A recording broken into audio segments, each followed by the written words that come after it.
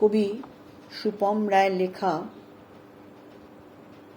গাছেদের অন্তরের অন্তঃস্থলের কথা, মহিরুহের ভালোবাসা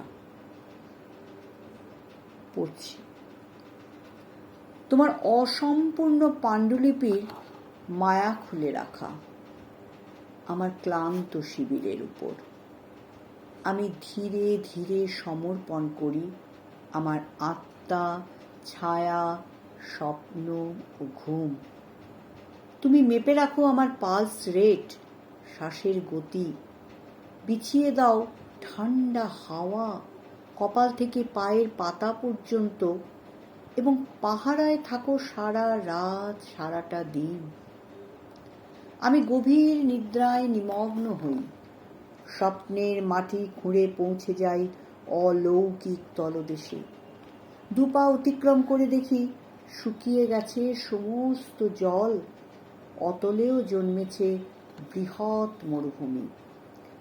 বাইরে বেরিয়ে এসে নজরে পড়ে শুকনো চাষের জমি, মাটিতে ফাটল।